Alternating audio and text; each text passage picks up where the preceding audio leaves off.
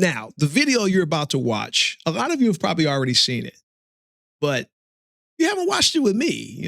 Can I get a little quality time? Y'all spending time with everybody else. Watch y'all hang out with your boy a little bit and watch this with me. I know it's an old school video, but we're gonna have a little fun with it. Hang out. Let's enjoy it together.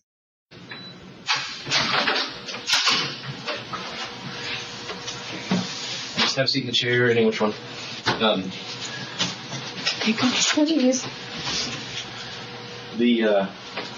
There's a computer or something here, I think. So, if you need anything, I'll leave you in here for like a brief second. Okay. You don't have anything on your person, right? Nothing in your pockets? Nothing. You can pat me down if you want. So there's a camera in here, just, He's like, whoa, wait a second, ma'am. You seem a little too eager to get patted down. You want me to search you? She throwing that tail, turning, hey, you can search me. Go ahead, pat me down. Sit back in the Yeah, you should.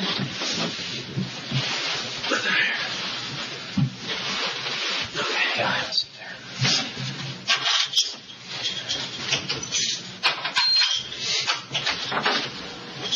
If I for a brief second, are you gonna flip out because it's a small room? No, it's okay. Some people are claustrophobic or something. No, it's fine. It's nice and cool in here so I can breathe. Use as many tissues as you want. Thank you. Oh, she will for the next hour, but we're going to skip ahead. We're not going to watch her cry and sniffle and throw up in the trash can. Hi, Detective. Hi. Hi. I'm Bill Ford. I'm a detective with Medford. My name is Tony Young. I'm a detective with Medford Police also. Are you doing okay? Do you need to use the bathroom? I think that's kind of you to ask. No, I'm fine. I thought I was going to throw up, but emetophobia. What's that? Emetophobia. It's a fear of throwing up, so nobody has to worry. There's no limit We in can that. take those off now. I think I have that same fear. I hate throwing up. Yeah, no, It's yeah. about once every 10 years, and I really dislike it. It's an actual condition, and Well, hey, just so you know, this room is all recorded. If anybody hasn't told you, there's a video recorder going. It records this audibly and visually. okay. I told her this because I wasn't sure if it's fine.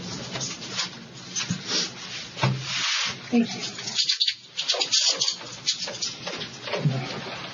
you. Okay.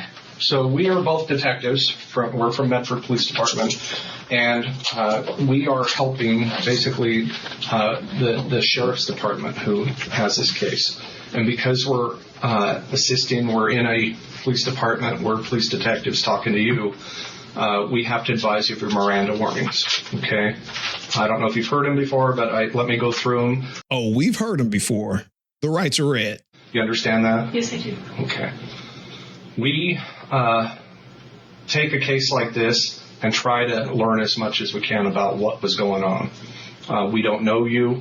We don't know the circumstances. We're kind of behind the eight ball, and we would like to talk to you about that.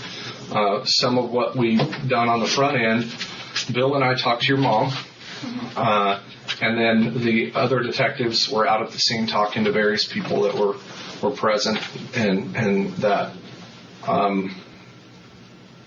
we know some family dynamics are involved here. We know that there's some history going on here. I'm just going to be right back. I'll make sure that We understand a lot about what kind of led us here today, but not from you. Okay. Okay, and it's vital that we get it in your words and what you saw, what you were thinking, and things like that. That's what we offer to you at this point to do. Okay, because I can tell by talking to you in just a brief amount of time, this is not a normal day for you to end up here doing this. No. Okay, all right. We can learn a little about a person, especially more so nowadays with what's online and what's out there. And I only believe about that much of what's online because people can, it's not everything. I think this is the way you learn about somebody and talk to them. And again, we talked to your mom to kind of get some background, but I'd like to kind of hear in your words what led us here today? What made this happen? I first want to say that I do have PTSD, and I have pretty much daily panic attacks. And prior to coming here, I took 2 Klonopin. Okay. They are prescribed to me. Okay. So aside from the headache that I mentioned to the the sheriff. I'm feeling a little not well spoken. Okay. All right. So. Now, these things she brought up on her own about having PTSD and about having taken some kind of medication might seem innocent, but it might be manipulative too. We'll talk a little bit more about it later on, but just keep in mind in the back of your head that she planted the seed ahead of time with those issues. I will try to provide you with information, but I just want to bear that in mind. For, I guess it's been 10 months. And Tucker, you might have to speak up a little bit in this room. Okay. My maternal uncle, Shane, has been pretty much weekly, I would say, threatening my life, my mother's life. I don't think ever my sister's life, my dog's life, and our property, as well as my grandmother's life. And we did everything that we were supposed to do. We called the police. He had assaulted me in September, so he was not supposed to contact us through third parties. My mother and I being the chief witnesses. He was not supposed to speak to me. He was not supposed to call our home. He did all of these things, and every time it was with a threat, and we reported it every time. And we had a lawyer working with I believe it was Deputy Penn at one point, and then it got handed off to somebody else because he needed approval from the DA or something like that to bring additional charges against my uncle so that he could be, because of his, just constant violation of his terms of his bail.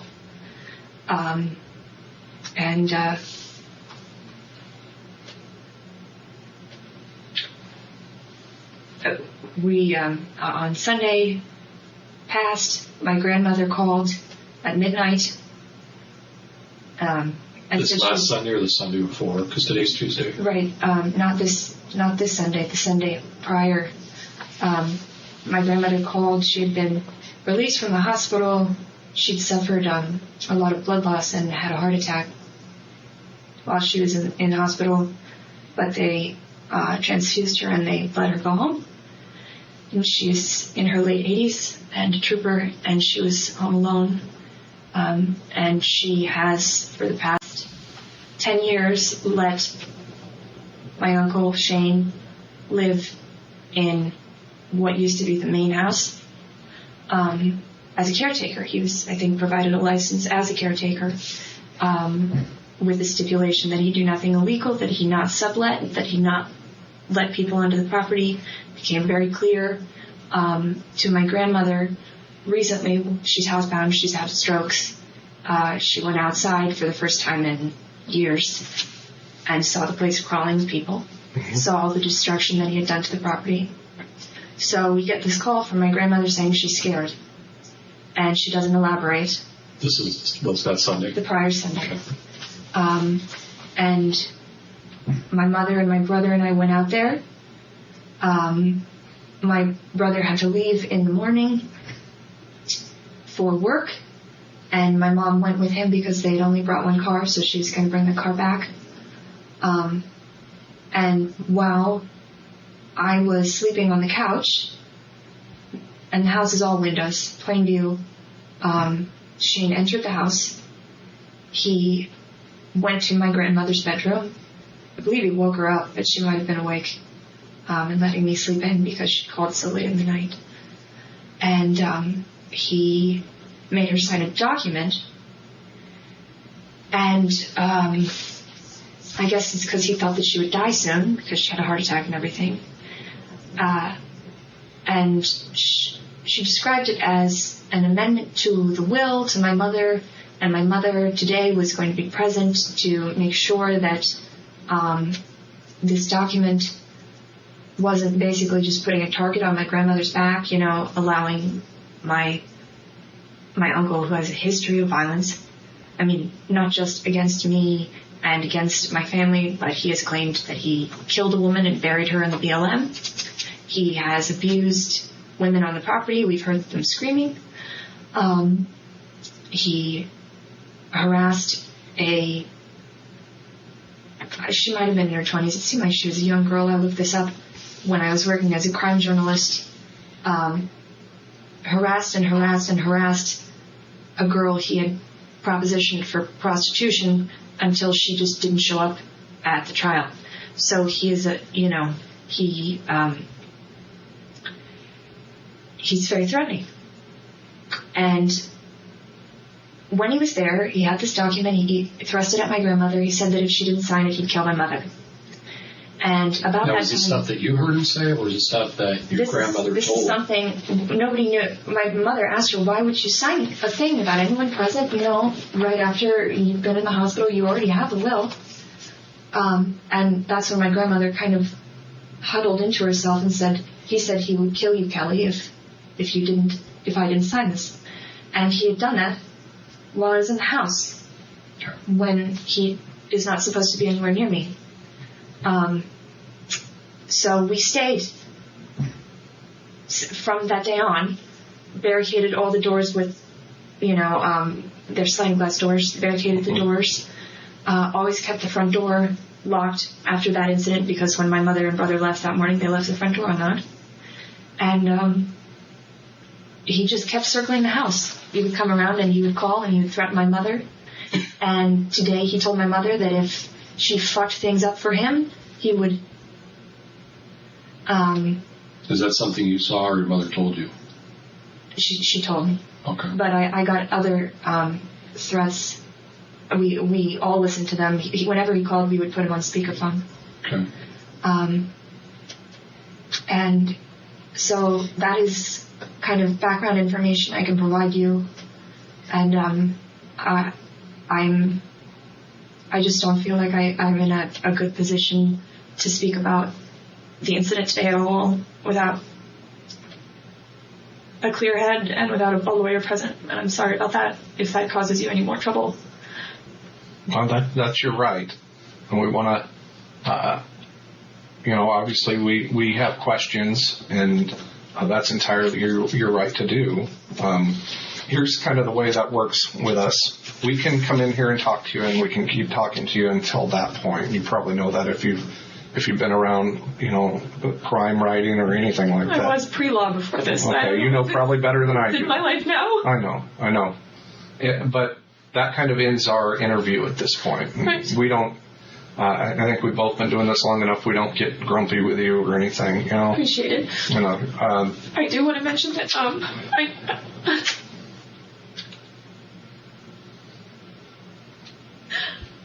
he had a friend there who was trying to do chest compressions because the EMTs weren't coming because there was a report of someone with a gun, and we kept saying that the gun had been put away, and he wasn't doing it right, and I helped do chest compressions on my uncle, and I could feel that the man had been doing it wrong.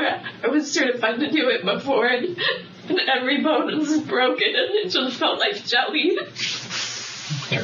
Well, let us go talk to the detective that's handling the case. We'll come back and let you know. We want to tell you, we're done. You're probably not going to have contact with us, but if you change your mind and you want to talk to us, you can knock on the door or whatever, and we'll need to revisit whether you want an attorney at that point, if that's something you want at a later time. Okay. But right now we're done. All right. Thank you. Thank you, detective. You got it. All right. Thank you.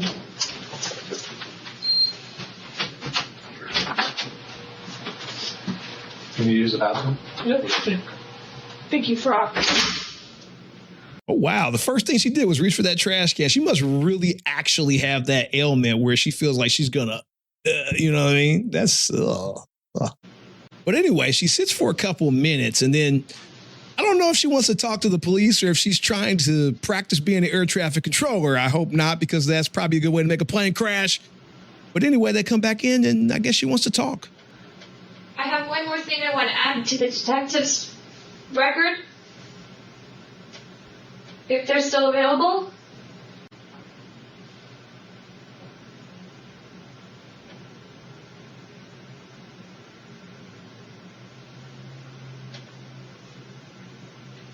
If anyone can hear me?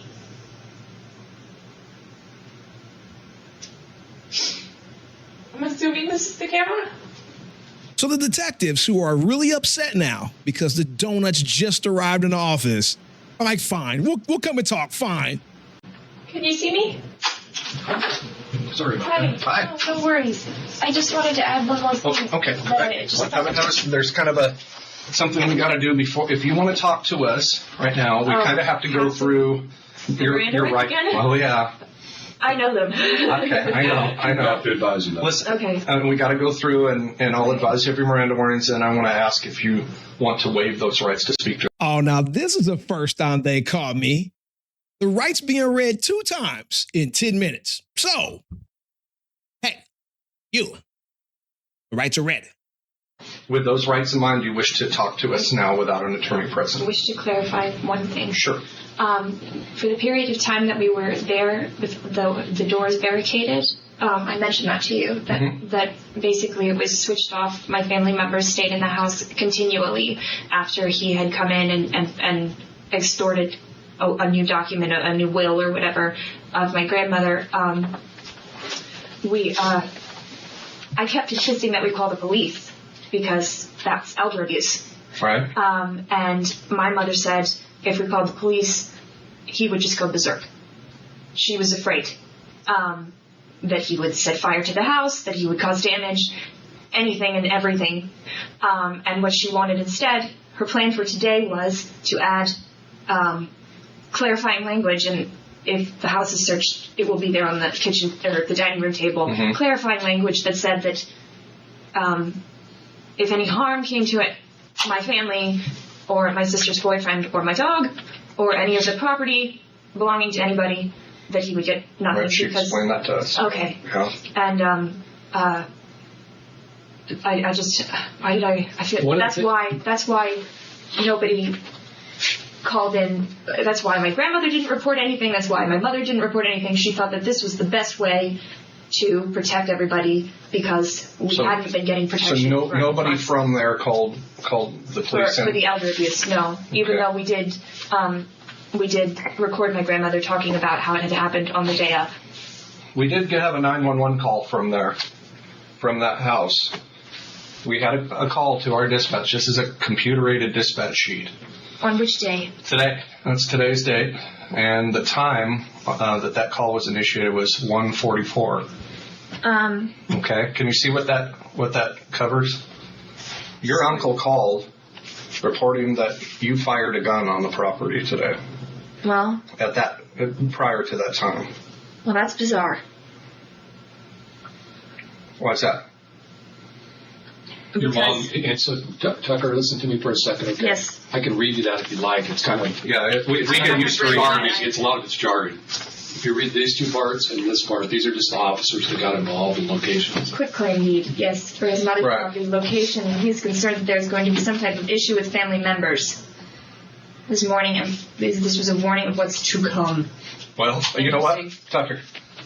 I got to tell you, I mean, being a critical thinker, and I know you are, with where we're at right now, that's pretty ominous, right? I mean, that's the problem we're getting at with, and if you want to stop right there, well, that's one thing, but you got to understand there's more to this story, and that's pretty telling. There's a lot of questions with this. Tucker, one of the things that we understand is we spent about an hour and a half talking to your mom. Okay. I could hear her screaming or whatever. Yeah. And she explained to us all the past history with Shane, Grandma, you, and her. The threats, the things that he was trying to do with Grandma about the property and the deed and all that stuff. She explained to us when the will got thrown at you and the case, things like him trying to get you to drop the case through either you or other people and all that other kind of stuff, and the hindering, the tampering and that kind of stuff. He doesn't look like a nice guy. We asked her about you firing the gun off. She said yes. There was a gun there at the house, and you asked your grandma if you could shoot the gun in the field, and you went out and you shot the gun once. So your mom has told us that you fired the gun earlier today. But what I want to explain to you is that our job is to figure out why this happened and make sure that this wasn't a cold, calculated, premeditated thing, or if this was a spur of the moment thing, or if this was an accidental shooting, or if this was a self-defense shooting. I'm just being straight with you. We're not here to try to get people in trouble. We're here to seek the truth. Right. So we've read things about you on Wikipedia, and we know your involvement in the advocacy end of this down at USC and the whole 9 yards as to what's going on. We try to figure out, and unfortunately we don't have hours and hours and hours to try to figure that out. We try to figure out who we're dealing with and the dynamics of a family relationship. Because me and Tony have been doing this job a long time, 25 years each. And we've been in law enforcement for 30. So we've seen the gamut of things when it comes to shootings that result in death. I think a lot of lay people that aren't in the system all the time automatically think that we're out to get people in trouble. That's not our job. Our job is to figure out what was going through your mind when this happened. Because we have the notary public there. She's a witness in this case. She's present at the table when she sees you pick up the gun from underneath the towel on the counter and move towards the front. And she's telling us that your mom was in the kitchen at that time as well. So we're trying to figure out why the gun got discharged. What was going through your mind? And really, and that's why when Tony tells you that you have a right to tell us that part of it, we could spend hours and hours and hours sitting here talking about the dynamics of the past. And we understand that. We understand that's an important piece of this. Don't get us wrong. And we spent a lot of time with your mom talking about that. I appreciate it. Appreciate that. The next step is that we need to make sure that your mom didn't shoot Shane, that the notary didn't shoot Shane, that Carlton, the black guy that was there, didn't shoot Shane, that there wasn't something else going on. And we need to figure out if you shot Shane, why that happened.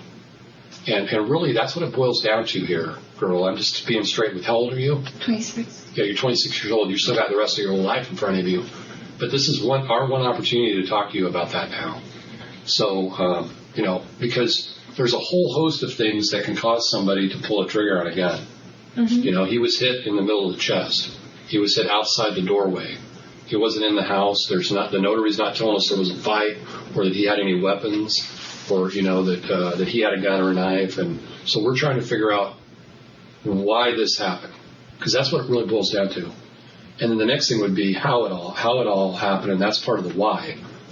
What happens and transpires, how does that happen to lead up to the point where the trigger got pulled on the gun? Okay? So that's a decision you got to make, and you got to decide whether or not you want to talk to us today about that, because I don't think, looking at this thing, and I don't know if Tony would agree or disagree with me, I have a hard time possibly believing that this was something that was planned out weeks in advance. I don't think that's the case. But there is obviously a lot of disruptiveness going on between Shane, your grandma, and your mom, and you, ultimately, with Shane. And there's a lot of dynamics going on with the kind of people Shane has running around there and taking over the property. We always try to figure out motive. What was the motive of somebody pulling a trigger on a gun and the gun going off? Was the person trying to shoot at the person and scare the person and accidentally hit them? There's a lot of stuff that can go into this. Tucker, you got to understand the reason to me, that's a burning question. That CAD, that printout I showed you with you shooting a gun there earlier in the day. I did that. And you know why I did that? I want you to understand what somebody, other people watching this, could be thinking, oh my God, there's a lot more to what went on today. We know there's a past, established it, and he's not a nice guy, and I believe it wholeheartedly. A lot led you to where we're at today, but we got to have it from you. You were there, I wasn't, Bill wasn't. We got to have it from you, what was going on in your mind, to get a complete picture of this. And that thing that I showed you, it doesn't look good right now without you opening your mouth and telling us what happened today. Yeah, well, I have to say that I'm incensed that he would call 911 and think that that was anything. That man is firing off guns all the time. Okay. I found a gun that I believed belonged to my grandfather. I wanted to know if it was loaded. I took it outside onto the porch and I fired it. That was this morning. Okay. Was that the gun that was used? Yes. Okay. I gave it to my mother afterwards saying, I think that this gun, I didn't even know how to use it. It doesn't need to be cocked to shoot, but I thought it did earlier this morning. So we were just kind of curious about the you'll be able to see the gun. Yeah, it wasn't meant to scare him or anything like that. No, absolutely not. Okay. People are always shooting. Okay. You can see my grandmother's. That's important. That helps right there. That Okay. puts your voice on it. But let me ask you about, are you a gun person? No. All right. No. Have you ever shot a gun before this morning in your life? My friend from Arkansas, when I went to USC, took me to a gun range, and he laughed at me the whole time. Okay. So all right.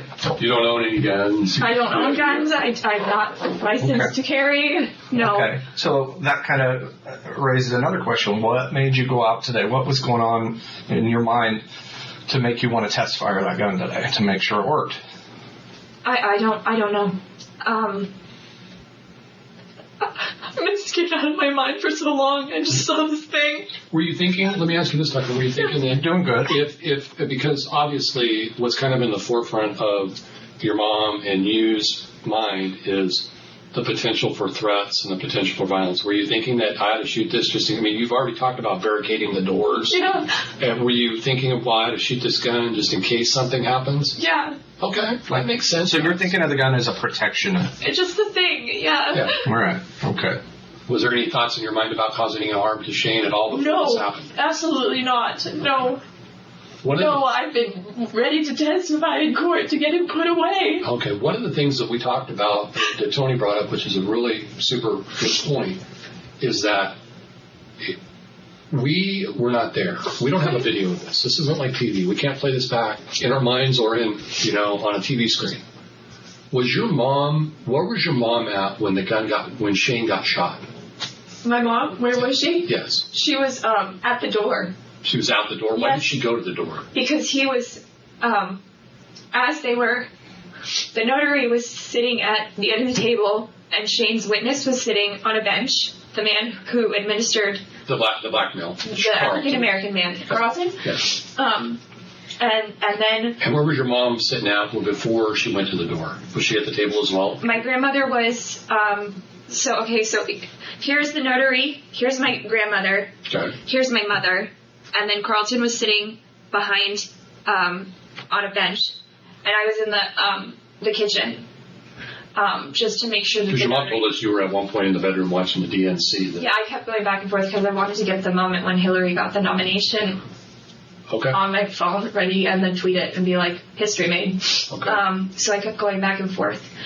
But I just wanted to make sure that the notary was informed. Did you see your mom tear up the document? What happened was I saw Shane come around. Where was and he Shane was on the porch, literally 5 feet from the glass windows. No, we haven't been to the house. Are we Okay. talking the front door? So if this is to scale, it's pretty Could I large give table. you a piece of paper? Yeah. Okay, let's do that. And if you could draw like what the inside of the house looks like and the porches, because maybe that we're understanding there's a sliding door, there's a front door, there's stuff going on. Here's a pen for you. We got it. Oh, thank you. Oh, this is a very nice pen. So, there's a center chimney type thing. This is the living room over here. And then this is, it's probably a little too long. So, chimney, and then there was a chair here with notary, chair here with my mother, bench seat here with Carlton, chair here with my grandmother, and then there's like a wall here, and then it's open here, and then it goes around. It's not a very big hall at all, and it goes the same length or maybe even slightly shorter. I think there's a heater here, Where's the front door at? and it is right here, and it swings out this way. Swings in. Yeah, swings into the house. And so, and here was the kitchen counter with a draw sink and I was right here. So you're behind the counter. Yes, There's I was behind actually the counter. room for you to go by. And there's wall here, and there's wall And here. where's the slider? This is the sliding. Kind of at the Doors. opposite end of the notary. Yeah, exactly at the opposite. And And I is there was a porch outside the Yes. Okay, and that's where I didn't. All right, that's fine. But it's only a few inches more Okay. at this scale. Okay. And he wandered up the steps onto the porch and was watching, and Where was he watching from? literally like right outside And the could you see door. him watching out? Could you see him there? Yes, and I verbally like warned everybody. I was like, Shane's right there. Okay. Was the he's slide, watching. is there any of the slider have any drapes on or anything like that? No, there's nothing. And from where you were at, you could see him. Yeah, Could and your he's grandma- not supposed to be that close to me. Okay. Could your grandma see him? I think I announced to everybody, so the notary, my grandmother, my mother, and Carlton would have known that he was there. Okay. I mean, was he pressed up against the glass? or was No, he was standing because this is the important thing. As soon as my mom tore up the document, he ran towards the front door, which was unlocked. Did you see him run? Yes. Okay. And my mom, and I ran. This is the thing. My mom ran, and I could hear her making noises, and I started screaming, and this is where it gets hazy for me. I picked up the gun off the table because it was on the table. That's where my mother had put it. On the table where the documents were? There's a little, it's like a secretary's kind of Was there a towel? drawer. Kind of a towel or something? There was a napkin over it so the notary wasn't scared, but that's where my mom didn't want anyone to be scared, but she had, once I showed her this gun, she was like, let's put it in a central place. Okay. Just, so it's there. And Your mom got up from the seat, my mother, yes, and ran towards the door. ran like full-blown run. I remember I was running. I don't know how fast it was. Everybody was screaming from what I can remember. And Shane started opening the door and entering the house. Okay. And he was banging the door into my mother, and my mother was screaming, and he was screaming. And I had the gun, and I'm sorry. Okay. Take your fires. I don't even remember what happened. I was like screaming, and I thought that you had to cock a gun for it to go off. And it was Did the gun go off? yes. And Was it- I thought was that it it in your was gonna hand? yes. Okay, so let me ask you this. Why did you pick up the gun? And there's no wrong or right answer here, Tucker. It's just we're trying to figure out. I was absolutely sure he was going to kill my mother. He told her earlier in the day that he was going to kill her if she messed anything up for him, and she ripped pieces of paper up right in front of him. And was that something that your mom told you that he had made that threat, or did Yes. you hear him make that threat? I didn't hear him make the threat, And did but your mom get my that? mom told me, she told me hours before this, there would be no reason for her to tell me other than we started drawing up the addendums Okay. we had them set up. We already had some drafted, but she was like, we need to also add some stuff because he's continuing to threaten to kill me, and Why do you think your mom ran towards the door? because it wasn't locked. So she was, and then did you actually see the door open? Yes. And did you see Shane open the door? Yes. So you could see that. You could see that Shane was in the opening of the door. Yes. And could you see your mom at the door? Yes. Holding it? Trying to close it and lock it And could you see, do you because there's a remember, deadbolt on it. do you know if Shane had any weapons on it? I couldn't see that. I kept hearing the door makes a noise, and it kept hitting into her. But could you see that, or were you just hearing it? I was seeing and hearing it. Hearing it. Do you know if your mom was struggling to try to shut the door? There was screaming. I think that yes, that's my assumption. Okay. And what's the notary doing at this time, do you know? I think the notary and Carlton had no idea what was going on. So I maybe guess they didn't see Shane. Can you see the door from where you were initially sitting before I wasn't when you sitting, I saw was Shane run standing. around? Can I see the door from there? Yes. Okay. Can the notary Saw see it. the front door from where the table is? No, she can't. Because of that wall? Yeah, the wall goes to about here, and this is okay. So it's not like exactly to scale, but yeah, she's tucked there. Who alerted everybody that Shane was running around the front? I did. Could you hear him running on the porch, or did you just see him take off that direction? You can't hear it. It's pretty soundproof house. So when he takes off, do you think he takes off because he sees your mom rip the paper off? Absolutely, it was an immediate reaction. 100%? Yes. Okay. and he takes off running. So you're automatically assuming that he's running that way because he's going to come to the front door. Do you move at all from that position before the door opens? Yeah, I had to duck in here because To get the gun. yeah. Okay, so you get the gun because he's running towards the front door. Yes, and that's when I saw him struggling with the door with my mother. Now, one of the things I want to ask you is your mom still struggling at the door with him when the gun goes off? Yes. Or had she backed away from the door? She hadn't backed away from the door. Okay, because I'm assuming... The door was like, I can't open that door, but Maybe it doesn't here. open the right way. Right. The door was. So here's like my mother's head, and she's pushing on the door. And you know what, Tucker, probably the easiest thing to do is just stand up and show us right here. Just pretend there's a door right there. Is that? Just stand up right there and let's pretend this is let's stand right here. Pretend this is the door. It opens this way, right? Or I could just do it right here. Yeah, do it right here. So she was against maybe I drew the door wrong. The door opens inwards because there's a chair here. So not like this door?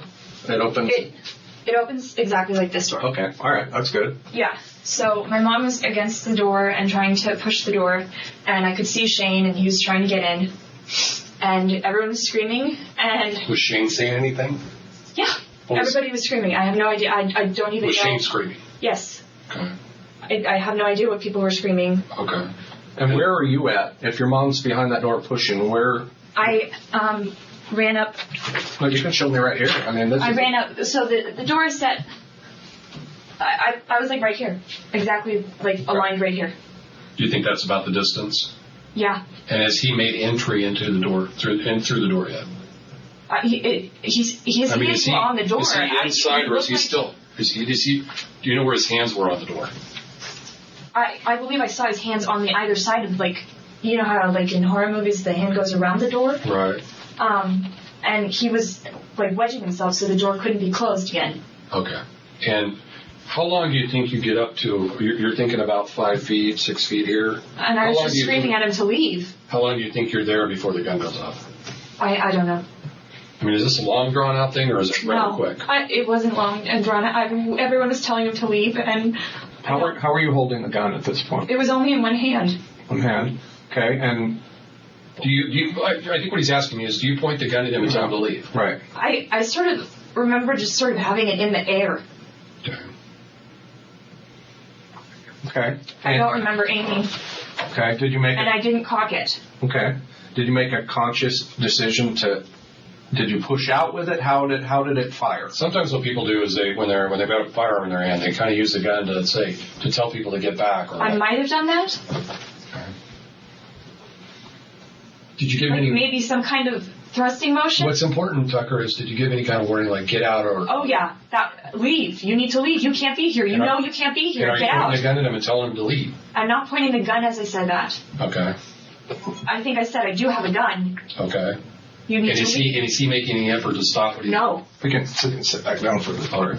Yeah, you go ahead and sit back down. You getting too close to us, doggone it. Sit back down. Okay. So what? Do you think he saw that you were holding the gun Yeah. in that time? And again, I want to ask this just to be clear. Do you make a conscious decision to fire the gun? I don't think. No. Tell me about that. Because to fire a gun, I've always thought you had to cock a gun. Cock it meaning the hammer back? Yeah. Whatever that is. Single action. Right. Yeah, somebody needs to make sure Miss Tucker never touches a firearm again, please. I mean, if you don't know what that is at the back of the gun, that's probably a bad thing. This gun doesn't do that. It just fired. There's 2 ways to fire a revolver. There's what's called single action and there's double action. You can pull the hammer back and pull the trigger. Or you can pull the trigger and it makes the hammer go back and then fall forward. That's what happened. Okay, and correct me if I'm wrong here. When you test fired the gun earlier, how did you fire? I pulled the hammer back. Okay. Oh, and you fired it one time? One time. Is it possible, Tucker, that you might have pulled the hammer back and you didn't realize you were pulling it back because you were scared? Or No. No. you were pretty confident? I'm you pulled the absolutely trigger? positive that I did not pull the hammer back. Okay. So I was just waving it. Okay. So I want to go back to I would never have a gun that close to my mother. I don't trust myself to aim that well, Okay. So, no, I did not. I want to go back to the door, and you can sit there for a second. But you're explaining that the door opens this way, and your mom's trying to shut the door. I'm sorry, I didn't see her. The door opens this way. Yes. Is it possible that it opens this way? Absolutely not. That was a mistake. So you open the door this way, and your mom is behind the door. Maybe, yeah. Okay, your mom's behind the door, and he's trying to make entry, and everybody's screaming. Yes. And you feel that he's going to come in and he's going to cause you harm. Yes. That's basically what you're telling us. Or my mother, yes. Because you had Or my grandmother, because she's... Okay, you had ran there and got the gun and went towards the door. Your mom's already up the door by the time you get there. And you're describing being about 5 feet away. And you've got the gun in your hand. Yeah, I was like right here. So are you straight on the door, is what I'm asking? Or are you kind of off to the side from where your mom is? Or what kind of angle? That's about... But that's Was it kind of like this, if that's the door? Yeah. It was sort of an angle. How long do you think you're there with the gun? I have no idea. I have no idea. Do you remember? I was screaming. If I had asked you in your best explanation, you believe, even knowing yourself and everything else, what do you think caused the trigger the gun to get fired? Probably squeezing on it. I'll take that answer. That sounds about right to me. No, I'm saying, what was going through your mind? Why do you think this happened? Because I don't understand how guns work. What could be some other reasons that this might have happened?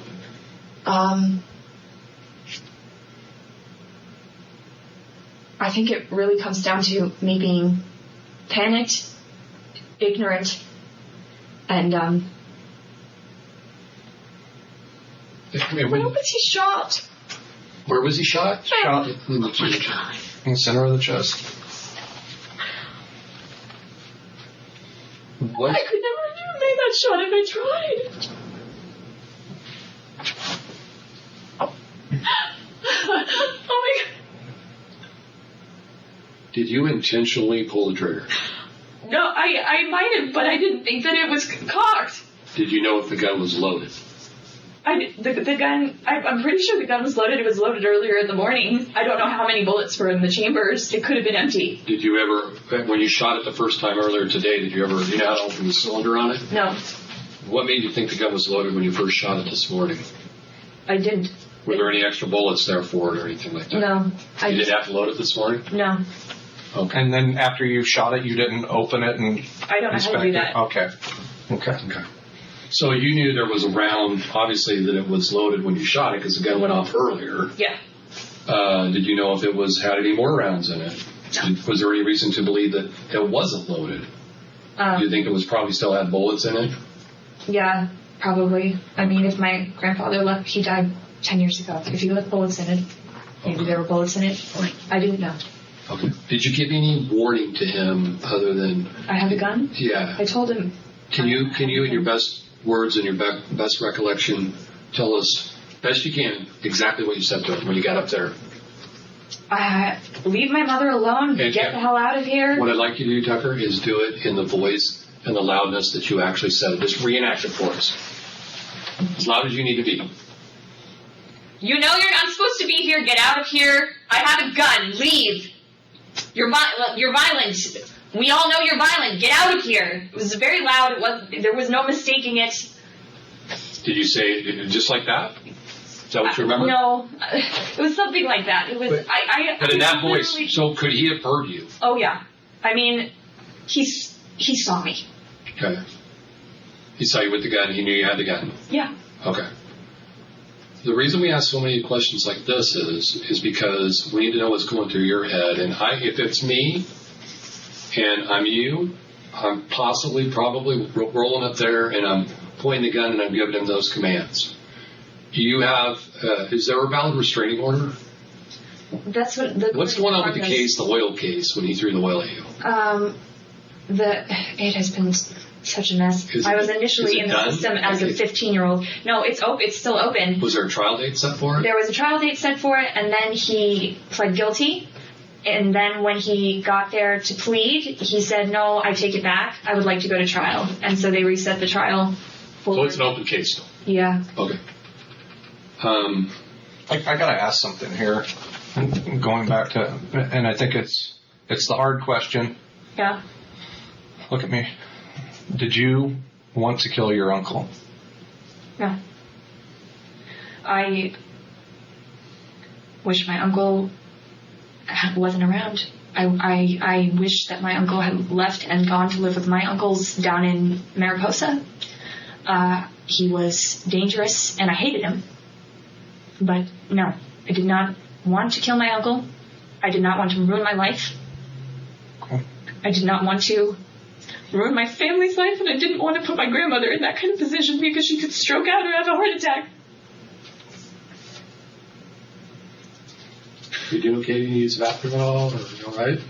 I'm barefoot and I have a thing with bathrooms. Okay. So does Tony. I don't understand. Is there a phobia for that? Yeah, probably. Probably okay.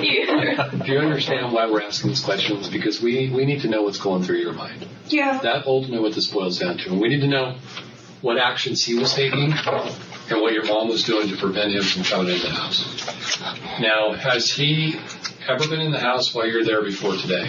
Yes. When was the last time he had been in the house? Monday. And you were there? Not this past Monday. Not yesterday. Not Not yesterday, but the Monday before? Yes. Were you there in the house when Yes. he came in? Mm-hmm. And how'd that day go? He came in. He threatened my mother's life. Got my Really? grandmother to sign something while I was asleep on the couch. I woke up to hearing a man's voice. I saw him, and I said, "You need to leave, or I'll call the police." And he left. Okay. So you actually confronted him and told him to leave or I'll call the police? Yes. I said, "You know you're in violation."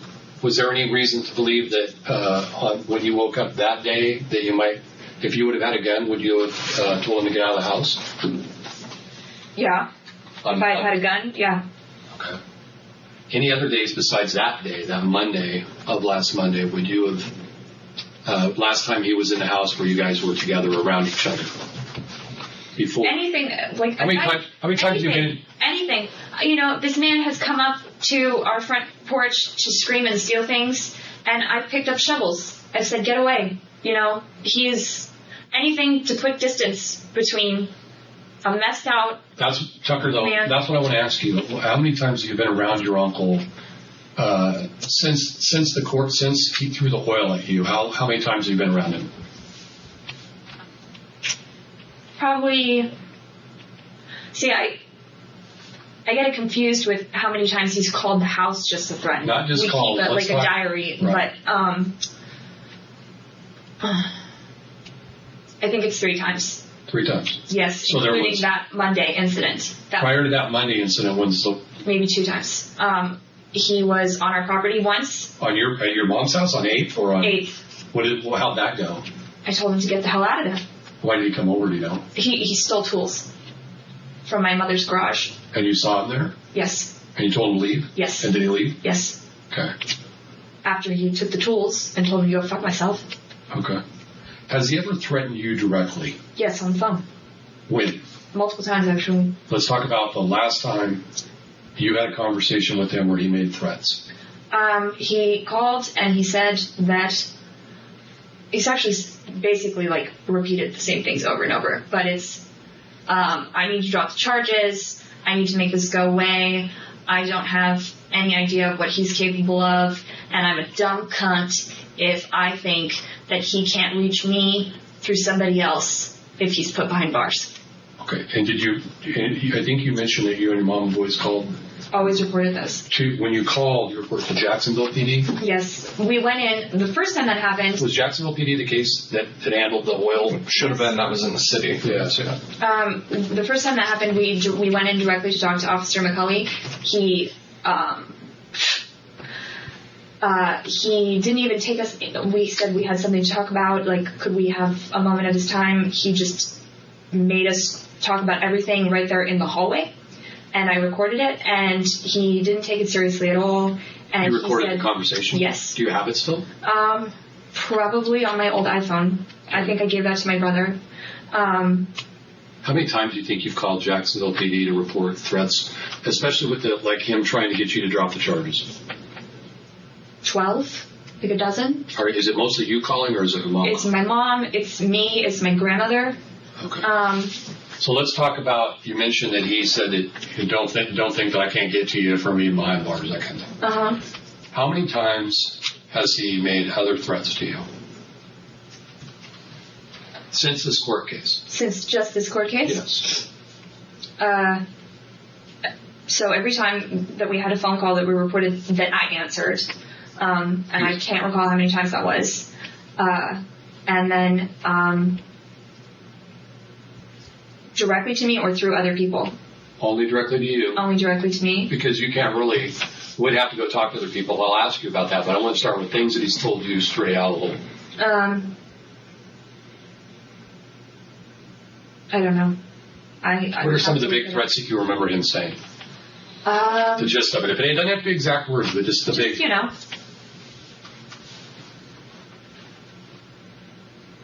I'll destroy your life. Okay. That was a big one. He liked to say he would destroy things. Okay. What else? What other kind of themes, I guess, is what I would call it. Yeah. Him telling you to try to get you to drop the charges. That he had a lot of friends. Okay. And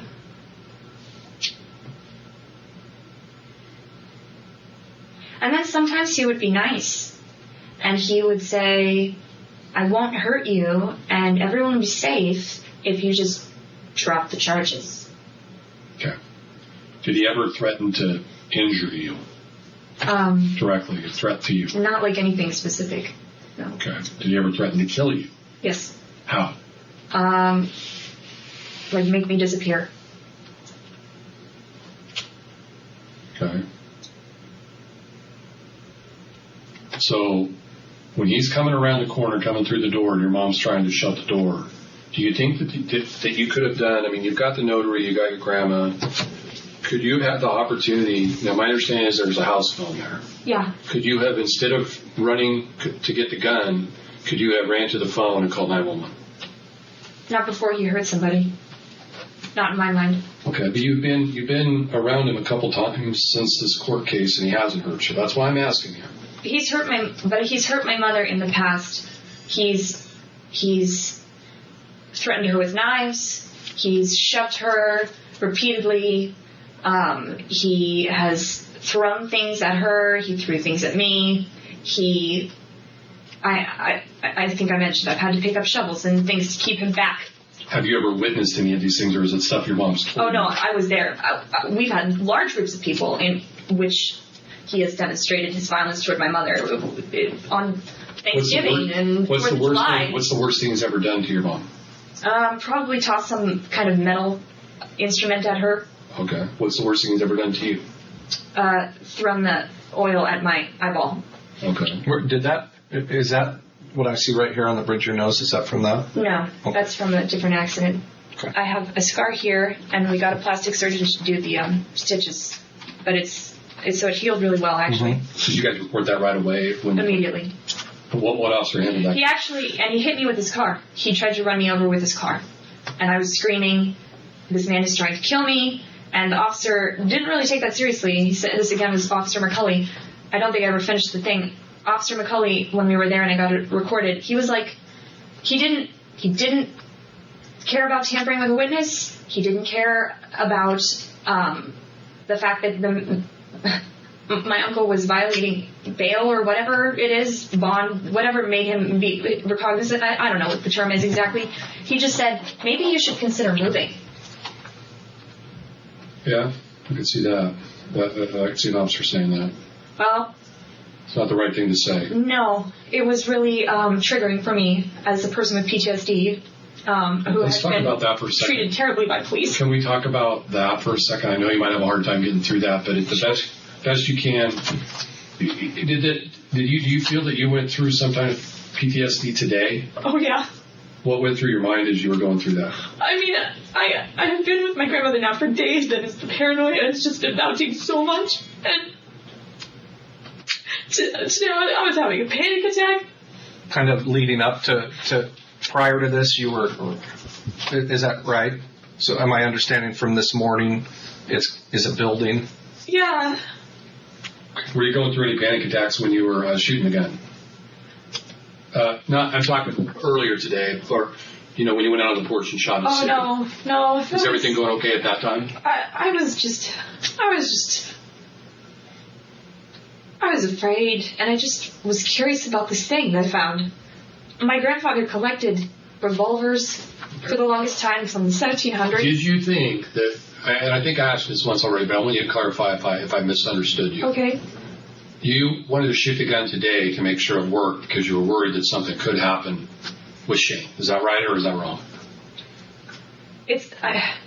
That makes it sound really bad. No, it doesn't. In my opinion. No, if you were worried enough that you could be cause harm and that's why you wanted to shoot the gun to make sure it worked, then that doesn't make it bad, Tucker.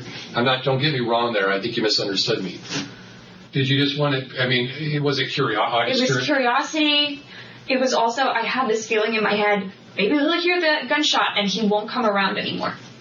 Okay. And obviously he did hear it, and my mother was I was there with her when she was on the phone with him and said, yeah, Tucker fired this gun this morning. I don't know if you have a right she to was go out trying on the porch and fire a gun. bait him or whatever. I don't know if that's what made today so horrible, but going back to the actual incident. Do you think that you could have done anything different? I don't think I should answer that question, I guess. Okay, that's absolutely right. Do you want to answer any other questions? If I ask a specific question? I do. Something you mentioned this when we first started talking to you about. Tell me what you took today. Klonopin. 2 of them? 2. Okay. Again, just to kind of paint the whole picture, you're sitting here talking to me and you're alert and responding just fine. And I kind of want to roll back to the time this happened. Any alcohol? Did you have any alcohol? Had you taken any medication prior to that today? Yes. Okay, what'd you take? I took half a Xanax. Half a Xanax. Okay, and what time was that? That was about the time, that was before they were even, because we'd been watching I'm sorry, this is disgusting.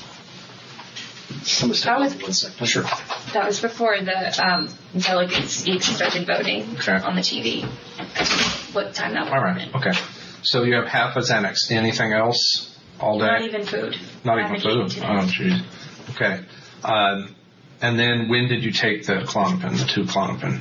After, Shane was getting chest compressions. Okay, so immediately after this happened. Okay. Yeah. And tell me about the Xanax. Does that kind of mellow you out, take you to... It's for immediate panic attacks. Okay. And it wears off, and especially if you take half, because they're coated. But I have an old prescription. I'm not even really supposed to be taking them anymore, but I have them for really bad panic attacks. The Klonopin is more of it takes a while to hit kind of a thing. A longer lasting thing. And the Xanax. The same drug.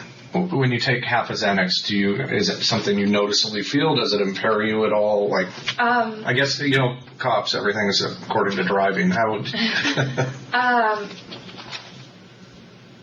When it wears off, you feel like you've been running a marathon, kind of, like your heart is racing. Okay. And I get patches of hot flashes on my chest and my arms. But that's when it wears off. Okay, and this was prescribed to you for PTSD? PTSD and panic attacks. Right, okay. All right, he stepped out, but I just, the question he asked about if there's anything you could have done different. And has anything like this, have you ever been in this situation previous? I told you that he's come after my mom and that I picked up things like shovels. Okay. Never struck him or anything like that with it? No, just tried to back him away, and that's what I was doing. Okay. I was trying to get him away from the door so the door could be locked. Okay. All right. He's coming back in here. Can you think of anything we didn't ask you that you want us to know? I just want to. Do you have the gun? Do you know what? You don't have the evidence yet? No. As I understand it, they're applying for a search warrant to go in and process the scene? And that's a real good question. Thank of you. Thank you. Hey, I didn't get one. Everybody's been really kind. It's all done, Tom. If they won't buy this, give me the rest. I don't You want to care. rip it in? No, I'm teasing. I'm good. And that's a good question. I explained to her that we're going to be applying for a search warrant to go through there. Obviously, some things that are important are the documents, that were ripped up. Obviously, the gun, the condition of the gun. And you said you guys figured about keep a diary, kind of a notebook of what things, Yeah. dates. That's and important. Yeah. That would be, I don't even know if that's online. I'd have to ask my mom. It might be on a spreadsheet, or it might be in a spiral notebook. My So- mom's not very organized. So you have a computer there? Is there a laptop there, or? There's a laptop there, but it would be on Google Docs, so it could be accessible from anywhere. Okay. All right. Pardon me for speaking with No, the you're mouthful. I just didn't want. What about your cell phone? Where would your cell phone be? Do you have one? I don't have a working cell phone. You don't. Okay. Does your mom have a working cell phone? Mm-mm. Okay, so you guys are communicating the old-fashioned way, landlines. Okay. That's how we've been threatened, and Right. that's That's why why I'm we asking. kept. That's how we kept. We don't even have caller ID. Right. I have food stuck in my teeth. I'm sorry. Okay. We don't even have caller ID, so that's how he was able to call so many times. I see. And you would just answer because you don't Yeah, know I'd be who it like, is. hi, and then it would be just this vicious voice on the line. This part kind of bothers me a little bit. You're kind of admitting you know what caller ID is. I can understand if you're like a little older and you don't know about the new technology. You know what caller ID is. Why don't you get it? Why don't you get caller ID? I mean, I'm not going to lie. I don't answer the phone. Even if I know you, a lot of times I won't answer the phone. Definitely if I don't want to talk to you, I ain't answering the phone. Let me ask you this, Tucker. Yes, sir. If the notary public, which we somebody else interviewed her, me and Tony did, another detective did. She's She was pretty freaked out. Yeah, Can you imagine just that would coming? make me quit the job. Yeah, being a mobile notary and you come to somebody's house and then you see something like this happen. I don't even know how she got out of the house. She was just The notary with the public, body. it's my understanding from the brief contact the detective had with the notary public, because obviously she's upset. She needs to be interviewed again. She's saying that your mom was around the table or in the kitchen when you went to the front door, and the notary is saying that Shane said something like, "Is everything okay in there?" No, that's mixed up. Is I it? was the one in the kitchen, and my mother was the one sitting right next to the notary because she was going to explain the addendums that had been written up. And When Shane takes off to go around the corner, your mom moved to the door. I yelled. Okay. That Shane's coming, that Shane's running. Yeah. What do you remember yelling? Shane's right there. First, I was like, Shane's right there, and then now he's going towards the front door. Can you do that for me just like you did with the gun thing? Can you use the same voice? First, I was more calm. I was like, Shane's here. He's watching. And then my mom ripped up the document. And that's when Shane, started to go towards I was like, he's going towards the front door. About that? Yeah. Out loud? Yes. Did you think Shane was going to cause you harm coming through the door? Yes. Cause who harm? Actually, to be honest, the more I think, I didn't know. But realistically, probably me. Probably me. Now that brings up an interesting point because he's basically asking her, are you afraid of your life or were you afraid of somebody else's life being in danger? I don't know what the law is in every state, but in your state, if somebody around you is in danger, can you use lethal force in that situation? I'm just curious around the country where that's acceptable, where it's not. Well, you weren't in danger, so you can't do that. But if you were, then you can do that. Just curious. And why? Because he knows that my mom doesn't care about anybody else in the world as much as she cares about me. And neither does my grandma. And he could force something. Okay. Even in front of a notary, this man is a meth addict. He's crazy. Okay. So his whole history with you guys know him. We don't know him. Has led you guys to believe that he could be violent. Is that what you're saying? And targets me. Targeting you. Targets me because he knows that it upsets everybody else. Okay. Can you describe it again for me? Is it a color of it? It was really old. I actually thought it was an antique. It might be an antique. But I told you, my grandfather collected all sorts of guns. If you go into the house, there are rifles that are the kinds that they used in the movie The Revenant, where you have to like blow the. But it was just a smaller gun, and it was in the pantry, which was random because they also have revolvers from like the 1760s and stuff like that, like George Washington looking guns. And this one was in the pantry instead. And when did you first see the gun? Today? Yeah. Okay. And it's like... What happened to the gun after the gun went off? Did somebody take it from you today? My mom, she took it. I mean, she was just like, if you feel like you want this around or whatever, we'll put it here. And we'll cover it up. Where's it at now, do you think, in the house? I would assume that somebody would have seized it. Or No, we can't. We're going to apply for a search warrant. There's officers sitting at the house. We can't just walk into somebody's house and seize something, so they're working on a search warrant. I wandered away after it happened, and I think the notary and Carlton can attest to that. That I was in shock. I didn't. So I wandered away. And Where did you wander to? Just Fiance was making the worst noises ever. Okay. But you ended up helping with CPR? Yeah. Okay. Everybody was screaming that the EMTs couldn't come, and Shane had stopped making noises. And I went out there, and they had moved him. He wasn't where he fell. I saw him fall. Where was he when he fell? On the mat, basically. In front of the door? Yeah. He staggered, and he fell to his knees or something. But he ended up on his back. One of the things I wanted to ask you was, were you worried that if you pulled the trigger, you could hit your mom? Yeah. Okay. Yeah, absolutely. That's why I didn't think it was cocked. I wouldn't be brandishing this. Do you remember having your finger on the trigger? I think I do. Do you remember? I told you, I don't remember. Like, you remember earlier, squeezing the gun to pull the hammer back? I didn't pull the hammer back. No, I mean, when you pull unless it's a different kind of revolver. No, it's a double action. It cycles when you squeeze the trigger and the hammer goes back and then forward. Automatically? Mm-hmm. Yeah. That's double action. Or you can pull the hammer back and pull the trigger, and that's single what I action. did this morning. Correct, right. The hammer has to come back and fall forward and hit the pin.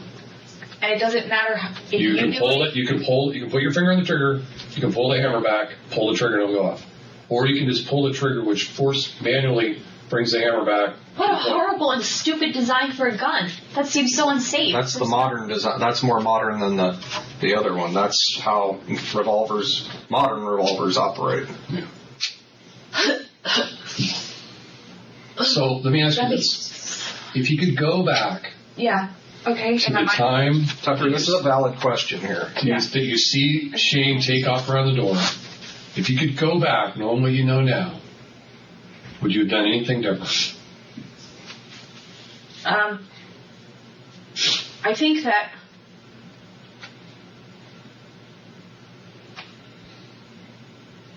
I still think that I would have said that I had a gun, and I would have. I just knowing what I know now. Okay. Do you know where his hands were when he was trying to get in the door? I believe they were like around the edge of the door. Okay. Could you see both of them? Not both of them. I don't know. Was there anything that led you to believe that he was armed? Because you saw him on the front porch, I'm assuming you could have a good view of him on the back, the slider. He often has what's it called? A switchblade. Okay. Or other types of knives on him. Okay. But did you know if he was armed when you pulled him out? Yeah. When you got out of the house? Or when you pointed the gun? Would have been no way to know for sure. No way, okay. Could you have waited a little bit before the trigger got pulled to see if he was going to leave? He was not going to leave, but I don't remember pulling the trigger. I just remember sort of waving the gun around and brandishing it so he could see it. Does that make sense? Yeah. Well, so basically, just so you know, there's some other people watching this interview, and there's some questions that they have, and they're good questions. Let me read them to you, okay? Okay. Why was Shane outside? Why not inside? Was he told He's not allowed to be around me. He's not allowed to be around me. He's not allowed to be around my mother, and my grandmother doesn't want him around either. Okay, so if you wouldn't have been there, Could he have came in and been part of this whole notary thing and the discussion about that? If I hadn't been there, no, not with my mother present. Okay. So he's not allowed to even be around your mom? Right. All right. What kind of relationship do they have? Is it pretty bad? No. It was actually, she's helped support him for the past 10 years financially, in conjunction with my grandmother. And they would get into screaming matches, and sometimes he would cross the line. My mom has a much higher threshold for domestic abuse than I do. Okay. My father, my father used to beat me and my siblings, and one time he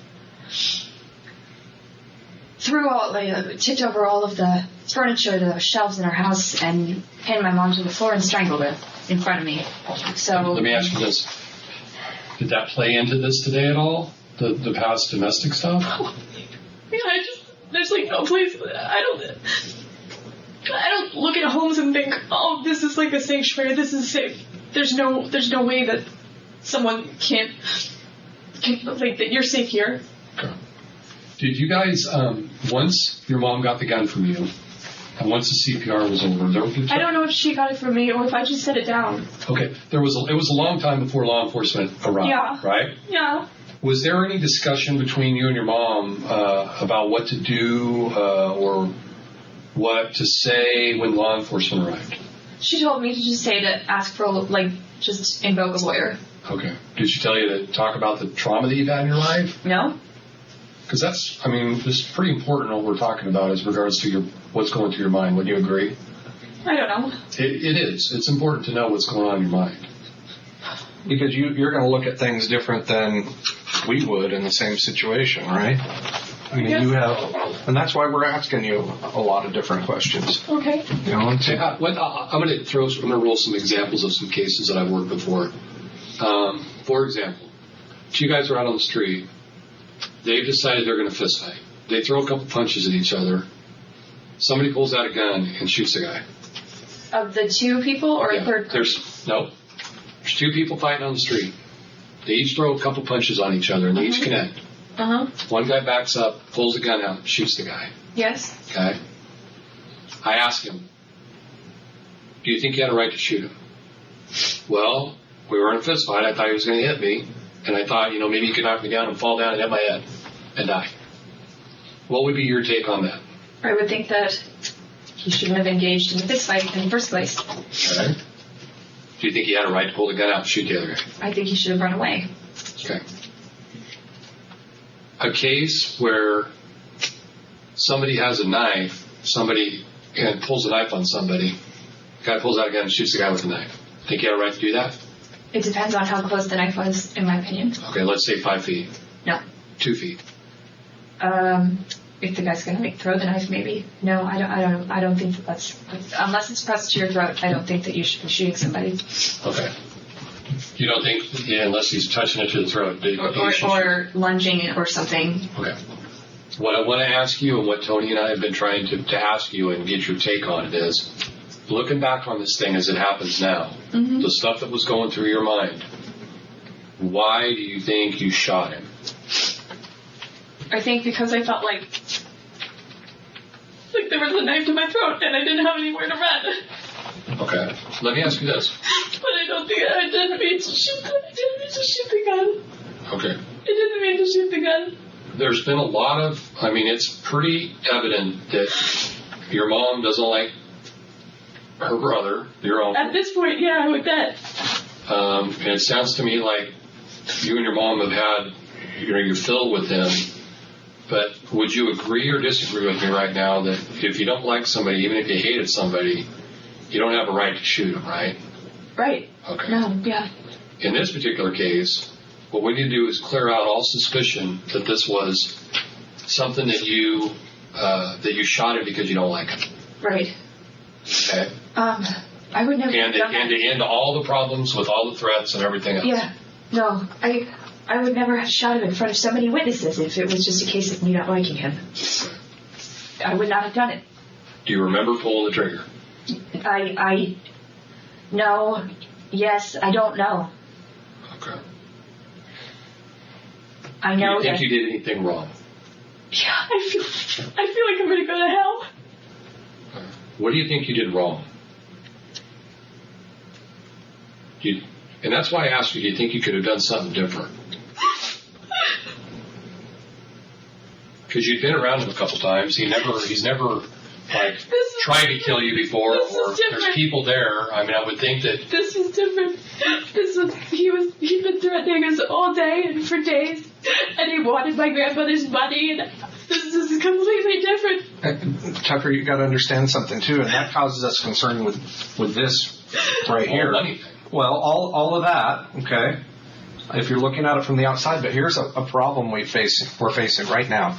Yeah. The notary is saying that your mom wasn't at the door, there wasn't a struggle at the door, that you went to the door with a gun. Well, she's mistaken. She's mistaken. We'll talk to her some more about that. I can understand how she could be mistaken if she were rattled. I know for sure that I had to lean over her to get to the gun. And yeah, my mom my mom would have just tripped me. I leaned over the area where my mother's body would have been to get the gun. Is there anything in there when we do go into the house? Is there anything we should know about it? We haven't talked about evidence-wise that we should gather that would help shed some light on this. I asked about cell phones. There's a computer in there. Is there anything that's going to have correspondence or anything you can think of that'll help? Yeah, at her house or at grandma's house? At grandma's house. Anywhere for that matter. I can't think right now. Okay. I'll try. I was going to ask you a question. I'm trying to remember what it was. I keep kind of going back to this, what's going through your head. Yeah. There have been times where you've been around him. Uh-huh. Let us take a quick break, okay? Do you need to use the bathroom? You all right? You got plenty to drink? So let's go talk with the case agent that's watching this interview, and let's see what else we need to ask you. And maybe that'll give you time to kind of think about if there's something else we need to know about or you remember, okay? Oh, the one question I was going to ask you, come here a sec, though, was it seems to me after me and Tony talked to your mom and from talking to you that this has really kind of been, this whole thing with your uncle's really been boiling up for a long time. 10 months. 10 months that he's been out there. When did it really start to kind of get bad? Was it after the when he threw the oil at you in the eye? Or was it before? Yes, he's been threatening to harm us since I reported that to the police. But any threats before that? Yeah. Over money. He's Over money? Over money. He would steal money. He wanted money for this or that always turned out to be drugs. Okay. So when Shane leaves the porch and is running around the front, you go for the gun. You move. Your mom's I moves to the watched door. my mother. Yeah, your mom moves to the door. You go to the gun. You bring the gun. Is it fair to say that you might have panicked a little bit? I was absolutely panicked. Yeah. Is it fair to say that because of what's going on with Shane, your mom, the money, the grandma, you, all this stuff, that this thing is kind of just, there's kind of been this frenzy stuff going on where you guys don't like what your brother's doing, you don't like your brother and that kind of thing, and the way he's treating your grandma and the whole, I mean, does this thing worked up into a frenzy? Has it been out of control? The whole situation? Yeah. Yeah. Okay. Has there been some things that your mom hasn't done right? No. Has there been anything that you haven't done right? No. I wanted to report him to the police for elder abuse on Monday. Okay. All right. Let us take a break. I want to. That is the thing that's $64 question, Tucker. $64 million question? $1 million. So I think somebody listening to this would go, I think he sees us. why, if he's so toxic being anywhere near him and you guys are petrified, why stay there? Why not pick Grandma up and go to She your won't go house? anywhere. She won't go anywhere. Okay. Did you visit that at all? Like, Yes. we don't want to be here. Yes, and she actually, she told us yesterday that she was finally ready to move, and she wanted to move away because Shane was out of control. Okay. That she would give him 20% of the property sale, and then move us somewhere he couldn't find us. And that was the plan, like Officer McCulley said months ago.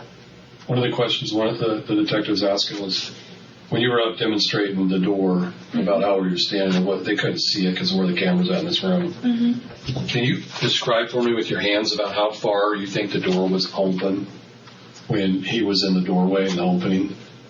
A good If you had to foot and a guess. half, 2 feet. Can you do it with your hands for me? So that's good 3 feet there. That's My mom trying. okay. Somewhere in there. It vacillated. Did you have to move to kind of make him see that you had the gun, like so he could see I it? had to peek around the side, yeah. Okay. And I was waving it, and I think that's when it went off. Okay. All right. Thank you very much. We'll check and see where we're at. You want some more food, or are you okay? Oh, that's very kind of you, though. Okay. So in the end, Tucker would plead guilty to second-degree murder because obviously the attorney she would eventually hire probably knows that the jury would know the difference between waving a gun and pulling the trigger with a gun pointed at a specific target. Though she was sentenced to a total of 6 years and 2 months, she would only be forced to serve 4 due to time served while waiting for trial. Hopefully, now that she finds herself with her freedom again, she will value the lives of people over a piece of land. Thank you so much for watching this old school video with me. If you survived till the end, put right there with you down below. And you should check out my wife's latest work. I'm still sleeping facing the wall because it belongs on my channel. But my wife did an amazing job with it. Go check it out. It's in the pinned comment. And so, now it's time to say goodbye to all my YouTube friends. But I'll catch you again right back here on They Caught Me. Till next time.